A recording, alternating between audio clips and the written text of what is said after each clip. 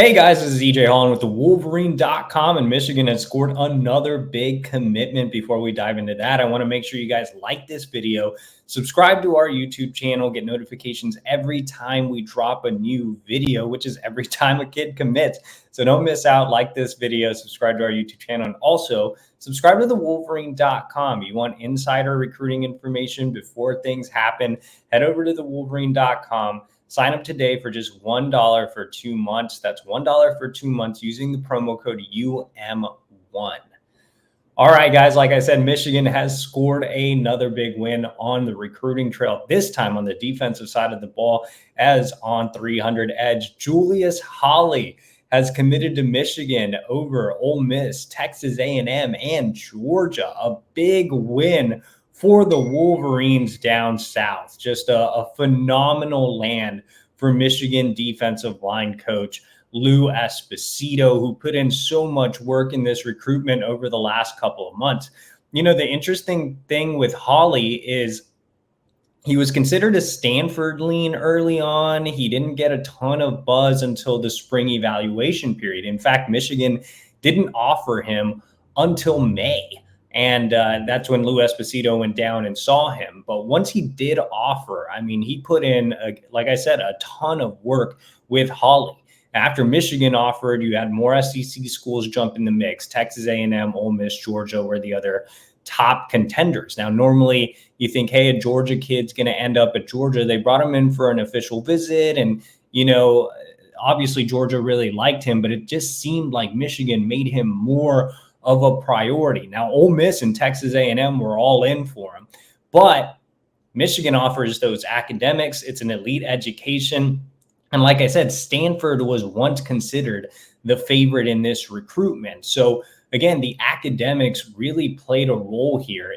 Michigan always preaches transformational over transactional. When you think about Texas A&M and Ole Miss, you think about transactional programs that invest a ton in NIL. You know, Holly passed that up for an opportunity, for a transformational opportunity at Michigan. So when I talked to Holly before he made his decision, after he made his OV to Michigan, he talked to me just about how much he valued the education, how much he valued the Empower initiative, which provides a lot of internships and provides a large network, the alumni base. All of those things played a big role, as did the relationship with Esposito and the fact that Michigan made him feel like that top priority, like they needed him in the class.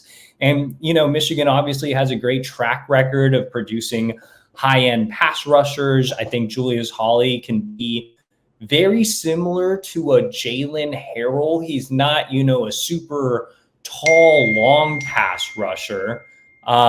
So I think that, you know, he's a guy that is just, a really high floor prospect.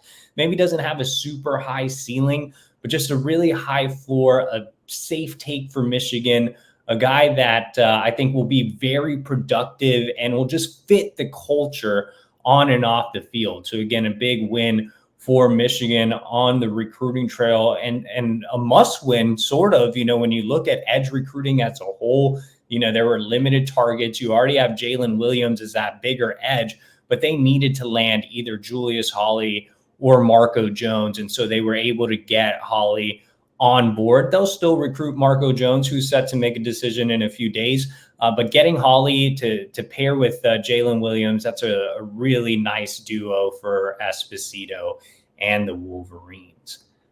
So for more Michigan coverage on the Julius Holly commitment, make sure to like this video, subscribe to the YouTube channel. We'll have even more on our live shows. And also for more written premium content on this commitment, head over to the Wolverine.com. $1 for 2 months. Use the promo code UM1.